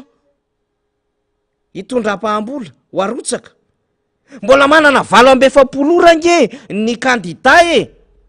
raha ohatra misy dossier tsy ampy tamin'ny antota taratasiny. Rehefa avy napetra ny teo anivo ny voameram-pirenena zay voamera manokana izay manamarina sy mandrakitra ny firotsahako vidiny reo kandida. Organe de vérification et enregistrement. De mba omeo chance le olona fa tsy indray rehefa aveo ny karohan-kevitra ny amin'ny hoe zaraza satria tsy mora no mitady lela vola 20 millions d'ariary zany. Ary tany nge nanomboka tany zay le nahatonga antsika miteny an'le hoe manomboka eo amin'ny caution io ny élimination na candidature. Ary vao marina izy taty aoriana. Manomboka tamin'izany ny élimination na candidature. Ahoana ny eritreretanao ya 250 000 ariary ny salaire minimum d'embauche, misy 230 000 ariary zany hoe karaha mafarany ambany, 100 000 ariary ny subvention ny fram, ny sasany non subvention, zany hoe non sub, sasany subventionné, non subventionné zany, ny sasany subventionné, zany hoe mahazo fanampiana, ny sasany tsy mahazo fanampiana. Misy ndray karama tara mitambatambatra, misy sasany 3, 4, 5 enim-bolana mbola tsy mivoaka ny karama. Naiza eto Madagasikara ahitana taratra an'izany, misy ara-mataonany. Ahoana ny eritreretana ny aminy hoe olo-tsotra manao fandraharana tsotra, zay tena tsy mandeha am'izao fotoana izao, ny raharaha fandraharana rehetra, na fandraharana vaventy io na fandraharana madinika, manomboka any amin'ny famoahana entana zay mety hoe misy exportateur direct eto Madagasikara, mpamoaka entana, mpanondrana entana kanefa bloqué noho ny tsy fahazakana ny etra, noho ny tsy fisiany lalam-barotra, ary noho ny fikorotana ny tsena anatiny eto Madagasikara, sy fahamarony ireo investisseur zay misehatra eo amin'le asa, de lasa miafiafy kely lay opérateur gasy. Zany daholo ny problème amin'ny vola tsy miodina ka tsy fisiany liquidité etseroa. Le liquidité tiako tenena de zao, le taratasy, le ravim-bola miparitaka, tsy misy tsona nge le ravim-bola miparitaka e. Sarotra vao mahazo an'iny, sarotra vao mahatonga an'iny, eny amin'ny paosy mivoaka malagasy am'izao fotoana izao. Zay le mahasarotra an'le fiainana. Kanefa tsy tahotra an-tsenatra le fitondram-panjakana, 20 millions d'ariary no anto-bola ataony. À titre de participation iny e, caution iny e. Fa tsy hoe raha tsy misy an'iny anto-bola iny de tsy voatota ny taratasy firotsahako fidiana, na le bulletin unique zany, taratasy anaovana latsabato plutôt, marimarina kokoa, am'le valinandrom-pifidianana. Ohatra zany, roa ny candidat any amin'ny district anankiray, 20 millions d'ariary fois 2, 400 millions d'ariary.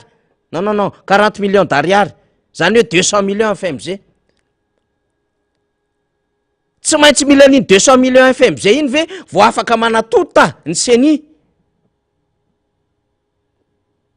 Ny impression amin'ny bulletin unique ao am'le district anankiray zay misy candidat anankiroa, tsy marina zany. Efa ao anaty teti-bola ny CENI zany, zay nametraha ny CENI an'lay basket fond. Zay nanaova ny CENI an'le teti-bola ilainy isa-taona ka nalefa eny anivon'ny gouvernemanta, de nitapahan'ny gouvernemanta ao anatin'ny loi de finance ary natolotra ho lalàna eny anivon'ny anteny menam-pirenena. De mahita an'io solombavam-baoaka rehefa aveo hoe ireto ny teti-bola ny CENI, ity ny fonctionnement, ity ny investissement, ity ny karakarana ny fifidianana. Misy rubrique an'izany ao. Ary misy ihany koa le basket fond, zany hoe lay sobika ny sokafana mba ahafahan'ny mpiara-miombona antoka mandrotsaka vola anatin'ny sobika CENI. De misy ny appui technique ao, misy ny logistique, misy ny communication ao anatin'izany basket fond zany. Dikan'izany efa misy vola voaomana hanatotana bulletin tompoko rehefa fifidianana, fa tsy hoe miandro caution zany vao hanatota bulletin ny CENI. De hafahafa le fomba fiasa. Fa lasa karohana l'izy ny aminy hoe akarinay be ty lela voly ty satria efa mahantra le vahoaka, mahantra mpandraraha malagasy. Ahoana moa tsy eritreretanao koa fa sahirana mpandraraha malagasy. Olona efa zatra mivarotra vanille amin'ny 7 millions de FMG ny kilo, le kilo de vanille. No lasa 100 000 ariary, 50 000 ariary ny kilo ana vanille. Mainy am'izao fotoana zao. Inona ny zavatra mandeha am'izany? Olona ny zatra ny kirakira miliara. Raha misy de misy, zara fa mahazo 100 à 200 millions. Zany mbola zaraina amin'ny mpiasa rehetrarehetra. Vanille ny resahako. Akoatry ny etra zay tsy maintsy atao, ny rapatriement de devise tsy maintsy atao ny mpandraraha. De mazana be le izy. Manahirana le raharaha amin'izany trangan-javatra rehetrarehetra zany. Zany ary mbola mpandraraha zany teneko zany, fa ny olon-tsotra, ary any anatin'ireny olon-tsotra ireny matetika ny tena te handray anjara. amin'ny fifidianana de efa nambarako toeto tamin'ny fanadihadiana sy fandaliana zay nataoko noho iaho hoe taloha tamin'ny fifidianana sy nomam-boaka ny fandimby tany amin'ny androny dadabe Tsiranana, président Ratsiraka, président Zafy Albert, amin'ny akapobeny dia saika mpampianatra no candidat ary marobe, ary zay ny antony nahatonga ny hoe tahaky ny mpampianatra dia manana sokajy manokana izy rehefa candidat,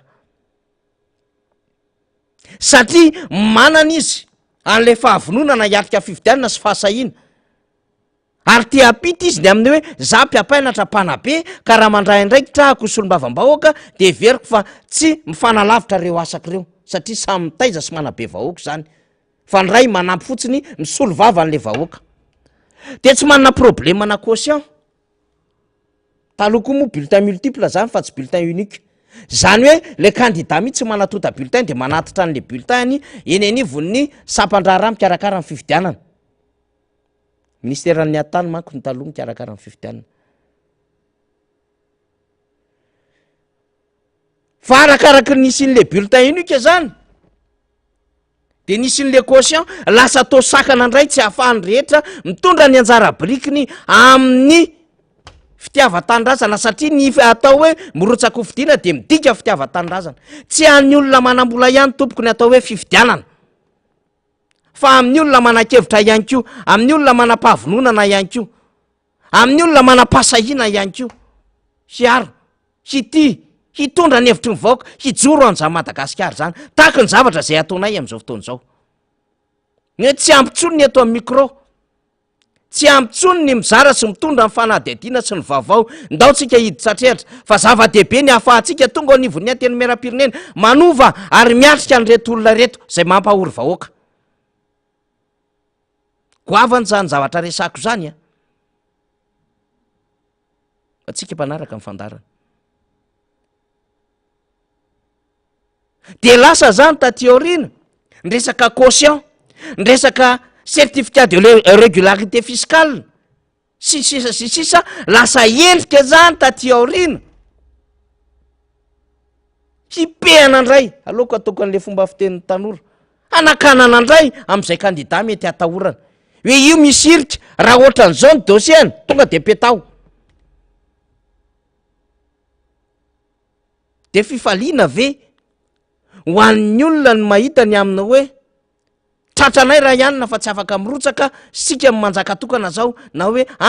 éliminer ny favori itsika amin'izay miainga eo na le soan'le vahoaka ary zay mba nieritreritra izy hoe ihanina ny hevitra heverinay fa tokony hosolo vavanay kanefa tsy afaka mirotsaka izy, zany mbola atteinte amin'ny liberté ny tsirairay zany fika sy fombafomba mamoetra zany fa ty moa zany de tena ndeha ataoko hoe mba misy voninkazo torana ho antsiny une fois rehefa nanao fitorina ny koleny Fraisakina de mba voaray teo anivon'ny CENI zany satria misy andraikitra tandrifin'ny CENI de namoahany délibération momba ny ranary tanya Iosy sy Narson Rafidimanana teny atamy fotsy. Mbola andrasantsika ho an'ny manaraka rehetra zany ny amina hoe aleo mba hazava le izy ary raha ny sitsiny nge ny secrétaire national ny Aremana Matoa Nikratsiraka raha nitaky ny report ny dépôt ana candidature normal zany trangaronina tonga an'izany Zoma 29 mars tsy niasa, 30 sabotsy, 31 lahady, 1er avril lundi de Pâques efatrandro be zao no very tamin'ny candidat amin'ny fikarakarana antota-taratasy. Lalàna nefa de miresaka fa mandritry ny fikarakarana ny antota-taratasy de misokatra avokoa reo sampandrara zay voakasika. Fa ngahy ianao nahita an'izany nanomboka Zoma 29, 30, 31 1er very efatrandro zany mpiarakara taratasy firotsahako hofidiana. Nefa tsy mora ny karakarana antota-taratasy. Ho any anivon'ny tribunal manokana ohatra ho an'izay tandrify azy mety misy maka copie any amin'ny tribunal acte de naissance, maka certificat de nationalité, maka ny bulletin numéro 3. Eny amin'ny commune ohatra de ny acte de naissance, eny amin'ny Fokotany bulletin certificat de résidence. Reo nefa tsy ray na roa fa maromaro ny alaina am'ireo. Tsy maintsy mbola misy ndray ny déclaration na patrimoine eny amin'ny bianco na eny anivon'ny ACC. Ary ny fikarakarana n'ilay antota taratasy makany amin'ny fiska dia tsy maintsy misy taratasy maromaro atao, tsy voatery ny rehetra maraka an'izany. C'est de mention l'honneur. Misy fangatahana samy hafa, tsy ny rehetra ny voatery mahay an'izany tompoko. Fa misy pitsopitsony arahana ahafahana mahazo an'le tota taratasy ary fomba fiasa-panjakana zany, normal zany. Hoe reto daholy ny dossier fenona ahafahana sy ahazona mahazo an'ilay antota taratasy anankiray. De tsy moro zany e. Raha tsy manana kara-pifidiana eny anao, voatery manantona eny amin'ny district ianao, eny anisy PCD, angataka ianao ny certificat d'inscription sur la liste électorale. Akoatran'izay misy an'le imprimé annexe zao, annexe zao, annexe zao, enjana amin'ny mameno an'iny. Rehefa avy eo iny mbola certifiena. Lalana neny andehanany reny dossier reny vao tonga e. Dikan'izany mila fotoana zany. Efatrandro be zao ny very. 29 mars ka hatramin'ny 1er avril. Efatrandro ya. Nefa tsy nahita ianao biraom-panjakana sokatra. Akoatran'izay ho an'ny tany avaratry ny nosy rehetrarehetra tany, mazana be ny fiatraikany sy mifandalovan'ilay cyclone Gamane, napotika sy natapaka ny lalana. De tsy afaka mifamezivezy ireo kandida mikarakara ny antota taratasy, ary ny rotsaka ny orana tsy afaka nivoky ny trano. Le fanjakana ary midéclarer sinistre national na hoe fahavoazam-pirenena. Lojika be zany raha ohatra ka tokony nahembotra an'le dépôt de candidature mba hahafahany rehetra. Zay le endriky le égalité des chances rehefa miatrika fifidianana. Mitovy zo, mitovy vitana ny rehetra, fa tsisy hoe mahazo vitana tsaratsara kokoa satria zay akaiky ny dada, zay akaiky ny mpandobary dia mahazo ranondranony, mahazo loka tsara, mahazo tombony amin'ny fikarakarana ny antota taratasy. Manahirana zany. Fa tsy nahazo rariny tamin'izany. Ny teo anivo ny antokarimany tare ny secrétaire national. Nefa zavatra azo ny étudieny zany. Zavatra normal sy lojika be zany raha ohatra ka niemitra kely na de 5 andro fotsiny arange récupérena le 4 jours tampaka. Efa zava-dehibe ho an'ny mpikarakara ny taratasy zany. Protsako vidiana. Fa tsy hitan'ny ACC moa zany. Manahirana an'ny ACC, manahirana ny fitondram-panjakana na ny CENI ihany koa mba manorevitra amin'izany ny amin'ny hoe ndao mba halamina kely aloha fametrahana tota taratasy ny reto kandida reto. Zava-dehibe hoy nefa ahafahany rehetra mirotsaka. Fa le zava-misy amin'izao taona zao de lasa endrika hanaovana élimination politique le izy. Ka raha misy aza le contrainte temps, vao mainka ny sasa mifaly rehefa tsy mahavita mikarakara tota taratasy le kandida. Vao mainka ny sasa mibitaka. Éliminer iny aloha ny ray. Hoy zany sasany eny naninany. Afaka aloha zay ny ray. Sahirany le ry mikarakara ny fisikany, sahirany izy mikarakara ny zao sy ny sisa, de mibitaka satria rehefa miaraka amin'ny fanjakana de mety mieritreritra hoe milay aingana be. Fa mitovy ihany procédure rehetrarehetra ahafahana mikarakara taratasy. De zay le iverenany le fanadiadiko teo aloha hoe nandritry ny fifidianana amin'ny fandimby, tsy mbola nahita mihitsy tompoko ary tsy nahatadidy fa miezaka ny tadidy mety misy angamba fa tsy tadidiko. Hoe taiza re ary tamin'ny fifidianana ohatry ny ahoana no nisy tena hoe niezahana ny kapaina mihitsy ny nanina ny kandida sasany ny amin'ny fikarakarana ny antota taratasiny. Ohatrany tsy nahita, tsy naheno na mafy de mafy aza ny fanoherana ataon'ny mpanohatra fa afaka nirotsaka ny kandida tamin'izany fotoana andro zany. Nizaniza nandalo teo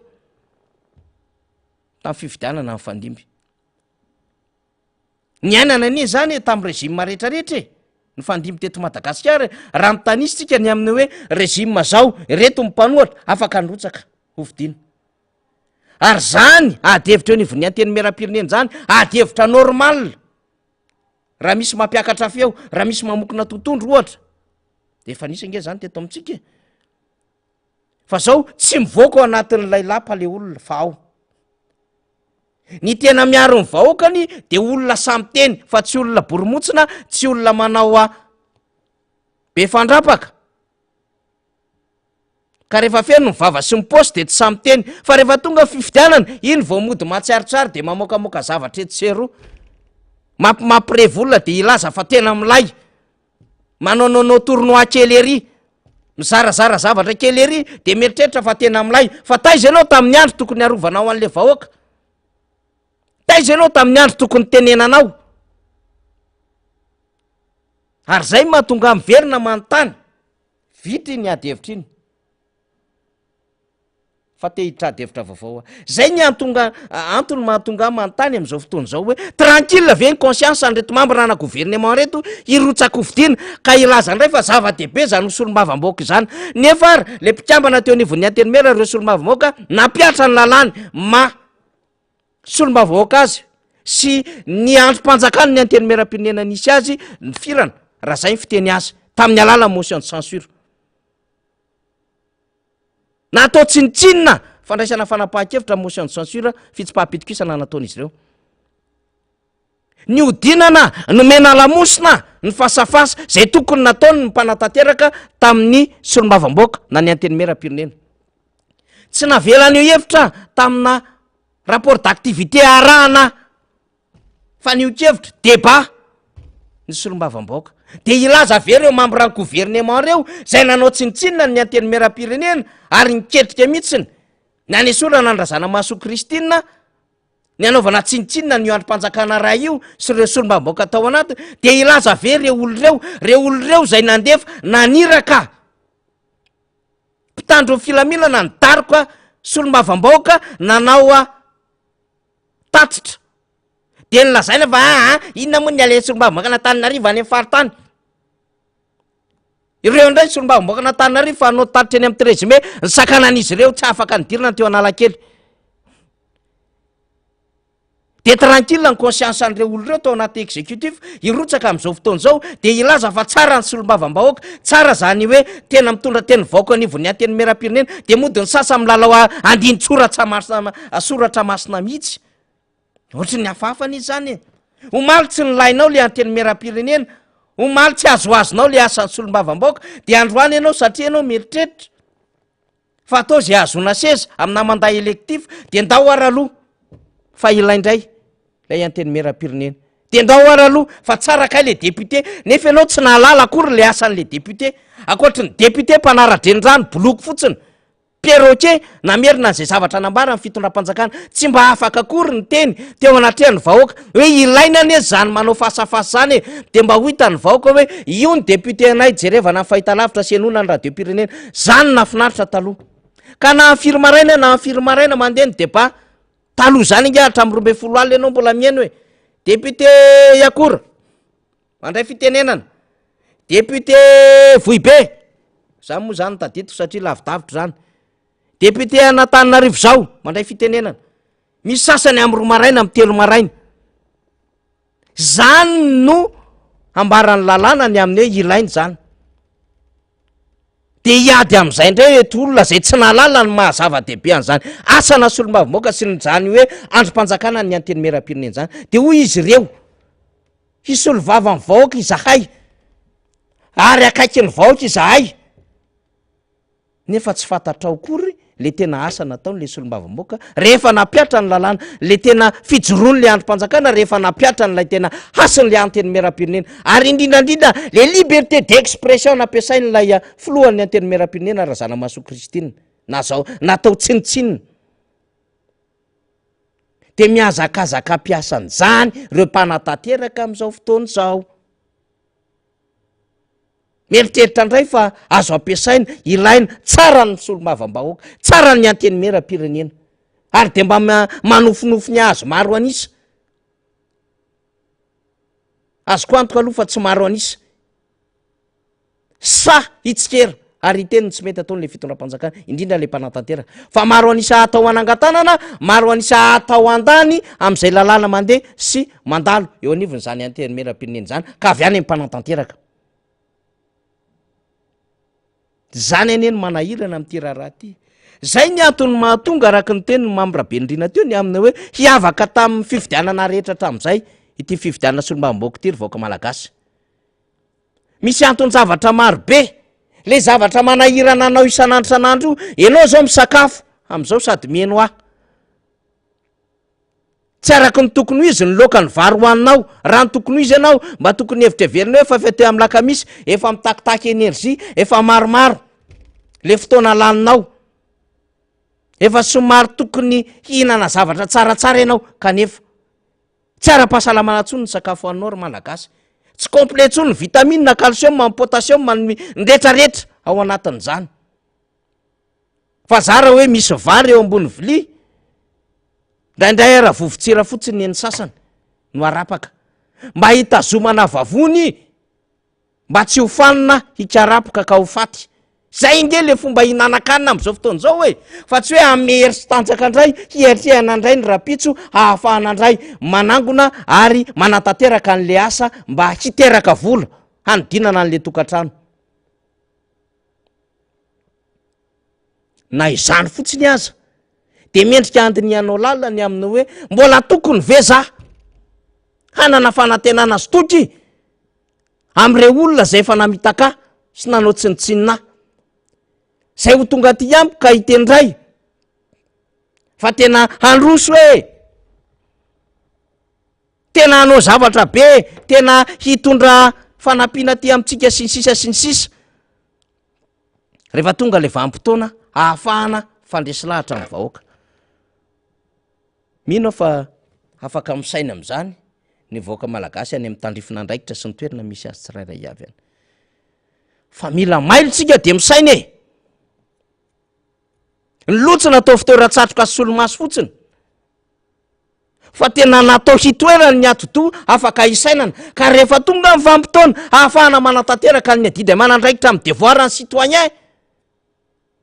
de hoetitsika miditra ao anatiny brop ifidianana lay lo misy ato ary andiny atsika lalina zay fa feny fandalinana ny aminao hoe ity no heveriko fa lalana ahafahana miaro an'le Madagasikara sy tena mametraka marina lay tombontsi ho an'ny taranaka faramandimby amaranako mifandaratsika efa navoakako tany amin'ny compte izy ty fa eto no vakiko amitsika zany de saorako manokana na manafaly efa ela be izy ty no hitako ary matetika famakiko ary ny ainga avy amin'ity tononkalo ny soratany dadabeako ty dadany mamako zay niteraka amin'ny mamako zany izy moa zany de niasa teo anivony service météorologie zany de ary anisan'ny teknisianina tranainy tao anatin' zany service zany de mpanoratra poeta maromaro ny tantarany soratany zay nandeha tamin'ny onjam-peo ary maro ihany koa ireo asa tononkalo zay nataony zany raibeko zany anisan'ny niarana nanolotra taminy moa ka anisan'ny tsidika matetika azy tany amin'ny trano fonenanay fony fahavelony teny Anjanahary iranja zana mihoatra ry SBM zay nisy tamin'izy ireo koa zay mpiara miasa taminy zany de mandrakariva voavadivadiko foana ny taratasy misy an'ity tononkalo ny soratany ity moa de resaka Madagasikara de androany a zany ka maky ity tononkalo zay nosoratany raibeko ity satria heveriko fa marina amin'ny vanim-potoana ankehitriny ny zavatra ny soratany tamin'ny taona 8 satria rehefa avy mipetraka teny Ampandrinomby tao amin'ny tranom-panjakana izy sy ireo zanany zany hoe ry mamanay zany tamin'izany fotoana andro zany de nifindra teny Andravoangy de nifindra teo Anjanahary am'izay ke teo izy no nanapitra amin'ny fiainana de nanoratra tononkalo hatrany hatrany de nisingaiko tao anatin'izay singaniko tao anatin'izay tononkalo zay ty Madagasikara ity zao nambarany tao anatin'izany Madagasikara no asandratray nosy tena mamy nosy mampiray foko samihafa teratany avy iara-mita be toy ny mpianakavy voninahitray ny maty ho anao ry zanany rehetra mitsangana izao ny firaisankina ery ampijoro ny tany razatrika tsy ho torotoro ao ny razambe mandry tsy fo tao ny sehoana loha rany koa ny zanaka mapara ao ny mba hodiny ny vovoko ny tena ao no atoriny eny Zanahary Andriamanitray mba tahionao ny tandrazanay Arafidy Narafidy Manatsoa ny soratany tany amin'ny taona 8 amby 709 ity tononkalo ty de netiko tamintsika teo mahazava-dehibe ny fijoroana iaro an'ity tanindrazany ty marobe ny setra sy ny zavatra mahazo atsika am'izao fotoana zao fa efa nahaina andalina ny zava-misy reo raha iman-drentsika tany aloha tany ny amin'ny hoe tataky izao zany Madagasikara zany de mila firaisakina hery ampijoro goavana be de etsotsika mandrakariva ny amin'ny hoe tsy miteniteny foana ny vovonana raha nanangana an'le hoe firaisakina fa tena mila tsika mirahina mihitsy satria hoe ao ny razambe mandry tsy fo tao ny sehoana loharano koa eo amin'ny kilalao teny zany mahafinaritra be tao de loharano ny zanaka mapara ao ny mba hodiny aiza moa zany fety Madagasikara anie zany ny vovoko ny tena ao ny mahatoriany eto Madagasikara anie zany tsy manana akoatran'ity sika tsy par accident na tonga atsika teto zany ny antony etsoko anao isan'andro san'andro ho ty tandrazana ho ty tena ho ty a Madagasikara ka fotoana zao hanehoana firaisakina fa ity fifidianany ity no ahafahantsika mamerina eo an-tanatsika indray amin'ny Madagasikara ary hanova ho amin'ny tena fandrosoana nandrasantsika nandritry ny vanim-potoana rehetra ny tolomana teto amin'ny firenena de makasitraka ho atsika zay nanaraka amin'ny fandarina tamin'ity atoandro ity de misaotra ny namana teknisianina rehetra ao ambadika ao de misaotra atsika zay nanoratra nandefa reo vaovao maro samihafa zay tany amintsika rehetra tany mba hampitaina ho aty aminay zany de makasitraka zany de misy vaovao ndray nandalo tato aminay koa le mpanao recensement ozy izy de tsy nahazo valy teny mahafapo de milaza niverina alohan'ny alahady zany daholo ny zava-misy lasa miteraka an'le atsy havanana ho ale izy indrindra efa misy fomba fanatonana vahoaka hafahafa tamin'ireny fifidianana filoham-pireneny reny manisanisa sy maka ny listry mifidy sy mombamomba mifidy mba ahafahana miteny zavatra hafa ao ambadiky le fifidianana de zay ny antony tena tsy maintsy hanairana zany amin'ny hoe haleo azavatsara ny amin'ny mission reny olo reny ary raha azo atao mihitsy aza tena haleo aloha tsy ao anatin'izao vanim-potoana ny fifidianana zao fa manakorotana ny saim-bahoaka le izy any am'izay toerana samihafa andehanany reny olona zay manao recensement reny teny atsipy fotsiny antsika zany fa tsy hoe inona kory fa tokony ho tsapa sy ho takatry ny rehetra satria hoy ny aiay tsy havanana araky ny tenyny député membre bendrina teo zay mitarika ny lisitra firaisakina eny amin'ny desitsika nambodratrimo zay ara fa de raha pitsondray ny fotoanantsika zoma iaraka ny député Bogostotsoandriamampantotsika inoko ary antenaiko ihany ko fa eo avy iaraka amintsika eo ihany ko ny namana avy any amin'ny faritra satria nisy namana tokony hiakatra zany avy any Ambatondrazaka any faritra loatra mangoro raha pitso izy niaraka amintsika eo fa rehefa tena tonga izy de teneniko amintsika izy le izy de mametraka ny veloma mandra-peona mandra-pitafa misaotra ny radio Mada zato teboka valo aza misaraka satria misy fandaharam-potoana mahafinaritra be koa amin'ny grille de programme ny radio Mada de arao koa ny radio Mada akoatra ny radio MBS moa satria eo ihany reo hoe piravavy de mahafinaritra makasitraka topolasy topivavy misaotra indrindra